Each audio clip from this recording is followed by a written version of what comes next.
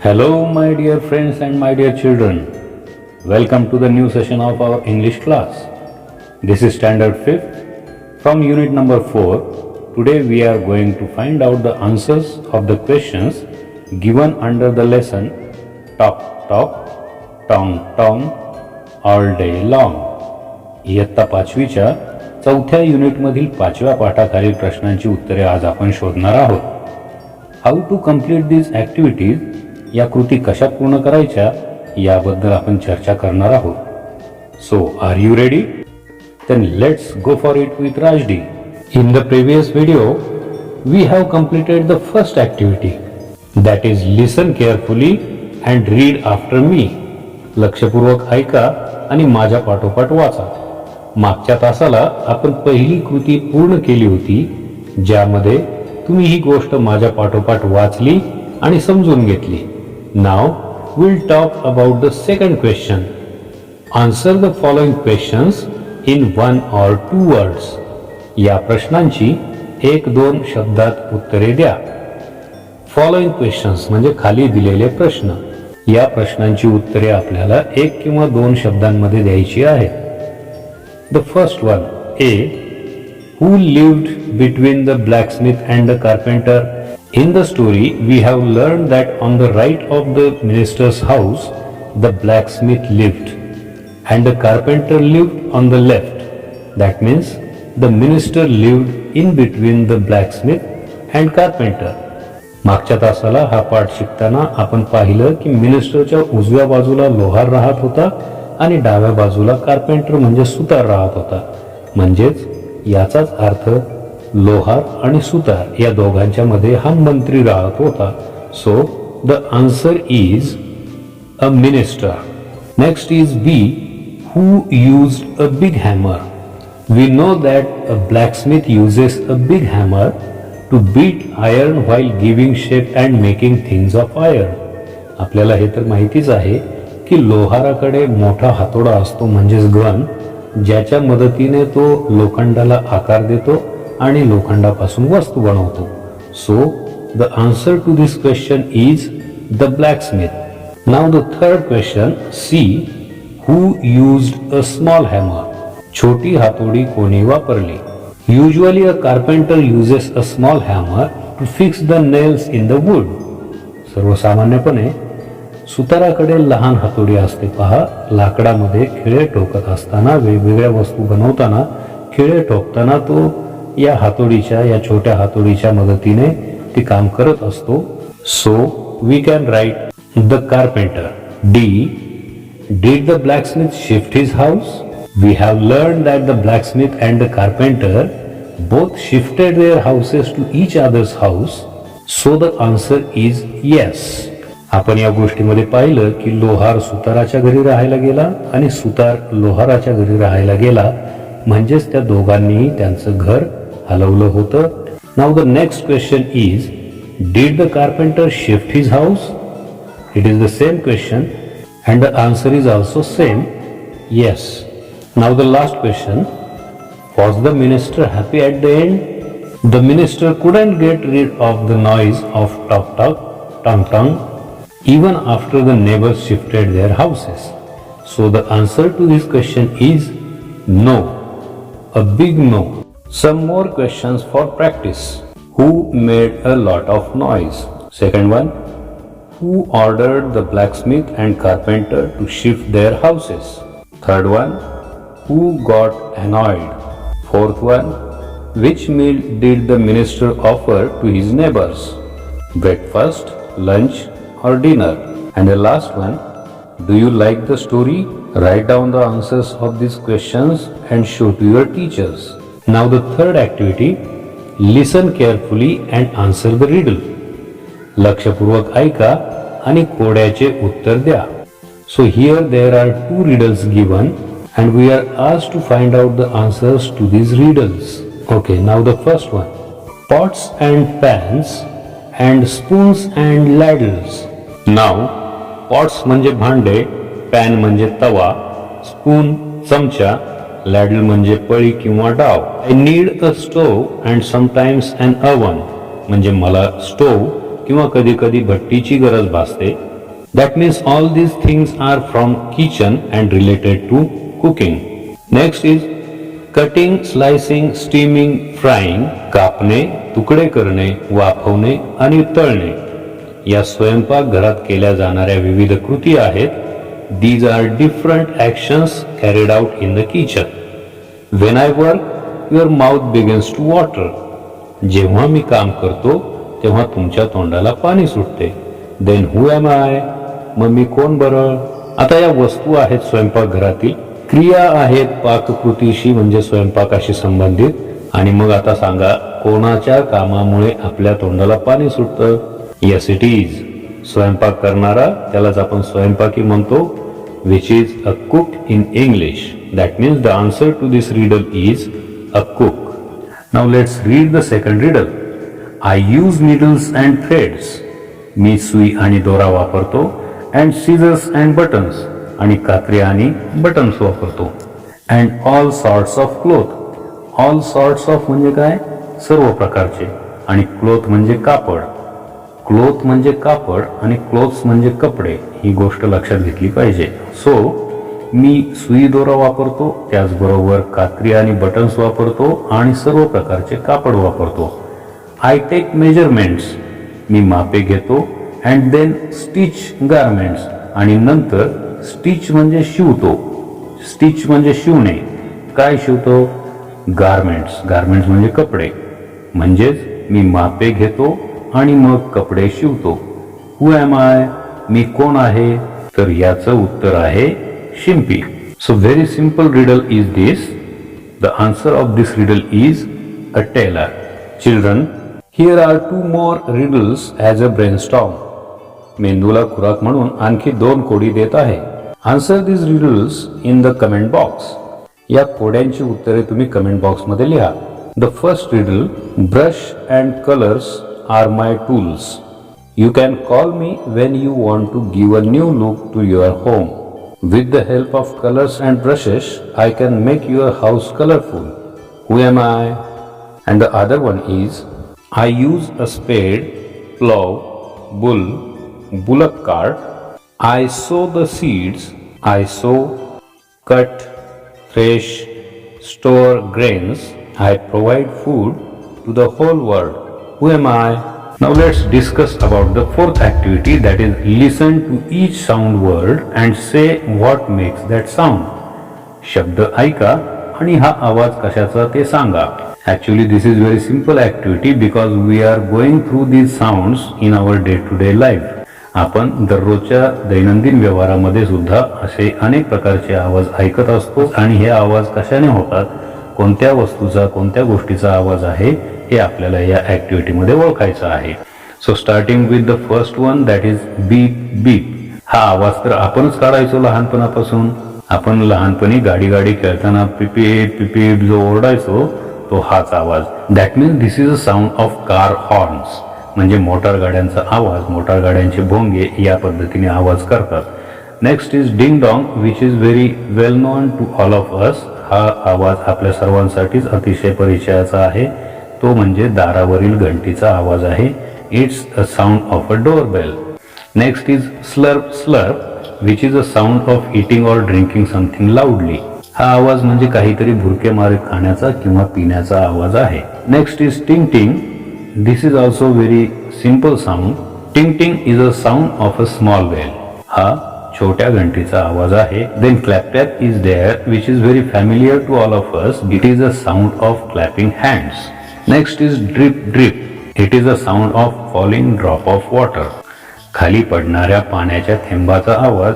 आणि आपण याला मराठीमध्ये टिप टिप म्हणतो पहा. म्हणजे ड्रिप ड्रिप टिप टिप हे एकमेकांशी राईम होणारे शब्द आहेत आपल्या लक्षात राहण्यासाठी. Drip drip that means the falling drop of water. Next is swish swish. It is a sound of something moving very quickly in the air. हवेमध्ये वेगाने जाणाऱ्या एखाद्या वस्तूचा आवाज या स्विश स्विश सारखा येतो. Next is tring tring. This is also very well known to all of us. That is a sound of bell of a bicycle or telephone. म्हणजे हा एखाद्या सायकलचा, सायकलच्या घंटीचा किंवा टेलिफोनचा आवाज. Again there is crunch crunch which is a sound of biting or chewing something. काहीतरी खाताना, अन्नपदार्थ चावताना किंवा चघळताना अशा पद्धतीचा आवाज होतो. Knock knock which is the sound of tapping at the door, म्हणजे दरवाजावरील टकटक, तिला आपण नॉक नॉक म्हणतो. Tick tock is there which is a sound of a large clock. मोठ्या घड्याळाचा आवाज या पद्धतीने tick tock tick tock tick tock चालू असतो, विशेषतः भिंतीवरील घड्याळ. Next is tock tock. हा आवाज हातोडीने लाकडावर ठोकण्याचा आहे. This is a sound of a hammer striking on would. Next is pitter patter. This is the sound of raindrops falling on the roof.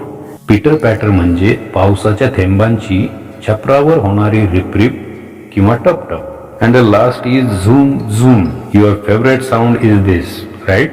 हा तुमच्या आवडीचा आवाज आहे. This is a sound of a vehicle which is moving very fast. अतिशय वेगाने जाणाऱ्या वाहनाचा आवाज.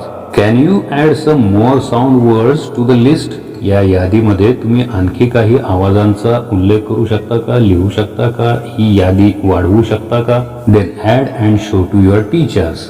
Now we will move to the next activity, that is fifth one. Match the 3 columns and rewrite the table given below. खालील तिन्ही रकाने जुळवा आणि खाली दिलेला तक्ता परत लिहा. तर आता या तिन्ही रकान्यांमध्ये नेमकी काय माहिती दिलेली आहे ते आपल्याला अगोदर पाहावं लागेल. काय विचारलेलं आहे ते आपल्याला समजून घ्यावं लागेल आणि मग आपण हा प्रश्न किंवा ही ऍक्टिव्हिटी पूर्ण करू शकतो. So in the first column occupation is there, म्हणजे व्यवसाय दिलेला आहे, व्यावसायिक दिलेले आहेत. There are teacher, cook, tailor, artist, mechanic. शिक्षक, स्वयंपाकी, शिंपी, कलाकार आणि यंत्रज्ञ. Now in the second column there are tools. दुसऱ्या कॉलम मध्ये साहित्य किंवा हत्यारे किंवा वस्तू आहेत, ज्या वस्तू हे व्यावसायिक वापरतात. तर आपल्याला ओळखायचं आहे की यातील कोणत्या वस्तू कोणता व्यावसायिक वापरतो आणि त्याच्या पुढे त्या लिहायच्या आहेत. And the last column is of actions where we have to identify the proper actions. हे व्यावसायिक त्यांच्या व्यवसायामध्ये कोणकोणत्या कृती करतात, कोणकोणती कामं करतात, कशा पद्धतीने त्यांची कृती असते हे आपल्याला ओळखायचं आहे आणि त्यांच्या पुढे लिहायचं आहे. So if we think of the teacher, can you tell me what are the tools of a teacher? Yes, a chalk, a blackboard, a duster, a pen, etc. These are the tools of a teacher. Then find out in which box in this column these things are here in the last box. Chalk, board, duster, pen, computer. म्हणजे आपल्याला या वस्तू या टीचरच्या समोर लिहाव्या लागणार आहेत. If we think of the actions, शिक्षक कोणती कामे करतात? What actions a teacher performs in school or class? Teacher writes, reads, teachers, sings songs, asks questions, examines, checks. So find out if there are these actions in any box. Yes, here in the second box, write, read aloud, explain, show, ask questions, test, examine, correct, help, encourage. These actions are related to the teacher. So we have to write these actions in front of this teacher. म्हणजेच या शिक्षक यांच्या समोर tools मधील शेवटचा box लिहावा लागेल आणि या ऍक्शन्स मधील दुसरा बॉक्स, त्यातील शब्द आपल्याला शिक्षकांच्या समोर लिहावे लागतील. Next is a cook and a tailor. तर आपण या तिसऱ्या ऍक्टिव्हिटी मध्ये या दोघांची माहिती घेतलेली असल्यामुळं तुम्ही ते वापरत असलेलं साहित्य, त्यांची हत्यारे, त्यांची अवजारे आणि त्यांच्या वस्तू तुम्ही ओळखू शकाल आणि त्याच्या पुढे लिहू शकाल. तसेच त्यांच्या कृती सुद्धा, त्यांची कामं सुद्धा तुम्ही लिहू शकता. Again there are artist and mechanic, म्हणजे कलाकार आणि यंत्रज्ञ. यांच्या सुद्धा टूल्स आणि ॲक्शन्स ओळखून तुम्ही हा तक्ता पूर्ण करा. So find out the proper actions and proper tools of artist and mechanic and then write them in front of them. Try it yourself and complete this table. Now for your homework, get the information of at least 2 more occupations and extend the table. आता गृहपाठ म्हणून आणखी 2 व्यवसायांची माहिती मिळवा आणि हा तक्ता आणखी वाढवा. such as a soldier, a driver, a doctor, a nurse, a watchman. Now it is the time to move to the last activity, that is sixth one. Read the following sentences aloud with proper intonation. Using your mother tongue, name the occasions or situations when you will use these sentences. म्हणजे खालील वाक्य आवाजात योग्य ते चढ उतार करून वाचा. ही वाक्ये तुम्ही कोणत्या प्रसंगी वापराल ते तुमच्या मातृभाषेत सांगा.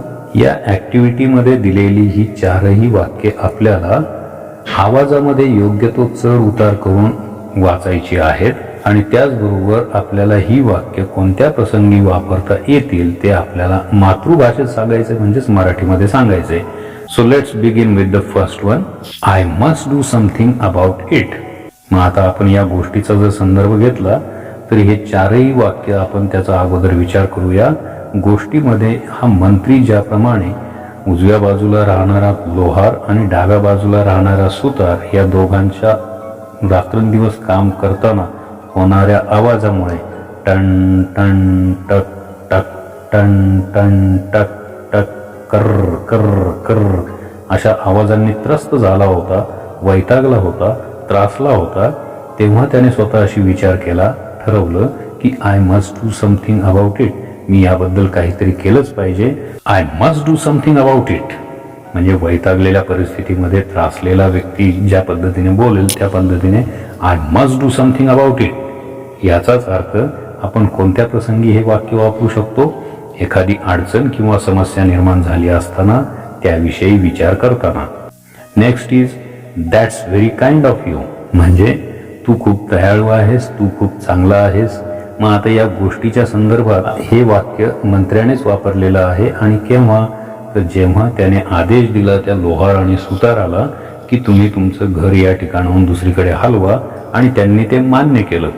तेव्हा या मंत्र्याला खूप आनंद झाला आणि तो त्यांना म्हणाला की that's very kind of you. मग आता हे कसं उच्चारलं पाहिजे, हा आवाजामध्ये कसा चढ उतार असला पाहिजे, that's very kind of you. आणि हे वाक्य आपण कोणत्या प्रसंगी वापरू शकतो तर एखाद्याने आपल्याकरता एखादी चांगली गोष्ट केली, उपकारक गोष्ट केली, आपल्यावर एखादी मेहरबानी केली, कोणी आपल्याला काही मदत केली तर त्यावेळी आपण हे वाक्य उच्चारू शकतो, बोलू शकतो, हे वाक्य वापरू शकतो. That's very kind of you. Next is please stay for lunch. आता आपला भारत देश एकतर आपली ही संस्कृती आहे की आपल्याकडे कुणी पाहुणे वगैरे आले की आपण त्यांचं योग्य ते आदरातिथ्य करतो, त्यांचं स्वागत करतो, त्यांना जेवण खाण्यास पिण्यासाठी आग्रह करतो. या गोष्टीमध्ये मंत्र्याच्या शेजारी राहणारे लोहार आणि सुतार जेव्हा त्यांचं घर सोडून दुसरीकडे राहायला जाण्यासाठी तयार झाले तेव्हा या मंत्र्याला खूप आनंद झाला आणि त्याने या दोघांना जेवणासाठी थांबण्याचा आग्रह धरला. तेव्हा हे वाक्य कसं उच्चारलं असणार त्याने, प्लीज स्टे फॉर लंच. कारण त्याला आनंदही झालेला आहे आणि दुसऱ्याला आग्रहही करायचा आहे, प्लीज स्टे फॉर लंच. म्हणजेच हे वाक्य आपण सुद्धा कोणत्या प्रसंगी वापरू शकतो तर एखाद्या पाहुण्यात जेवणाकरता किंवा आपल्या घरी राहण्याचा आग्रह करताना आपण हे वाक्य वापरू शकतो, please stay for lunch. Now the last one is how nice it will बी. किती छान असेल ते.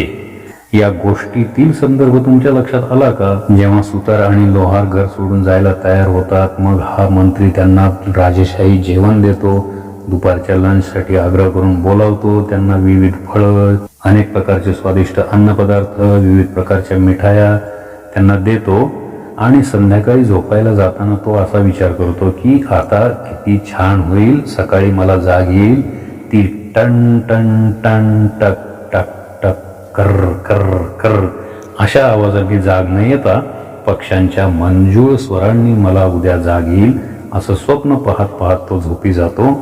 तेव्हा तो हे वाक्य उच्चारतो, how nice it will be. म्हणजेच आपण देखील हे वाक्य एखाद्याने आपल्या मनाप्रमाणे आनंद देणारी एखादी गोष्ट करण्याचं ठरवलं किंवा केली की आपण हे वाक्य अशा पद्धतीने बोलू शकतो, म्हणू शकतो. So my dear friends and my dear children, I hope you understood these activities very well and you will be ready to perform whenever asked. तर मित्रांनो आणि मुलांनो, मला वाटतं या सर्व ऍक्टिव्हिटीज तुम्हाला चांगल्या पद्धतीने समजलेल्या आहेत आणि जेव्हा केव्हा तुम्हाला या ऍक्टिव्हिटीज करायला सांगितल्या जातील तेव्हा तुम्ही या अतिशय उत्तम रीतीने सादर करू शकाल. Best of luck for your e learning that is such an innovative way of education. तुम्हाला या नाविन्यपूर्ण शिक्षणाची पद्धत ई लर्निंगसाठी अनेकानेक शुभेच्छा. Keep listening, speaking, reading, writing as always. And please don't forget to like, share, comment and subscribe to the channel. Go for it with Rajdi. Do take very good care of yourself and your family and be safe. Thanks for watching. Bye bye.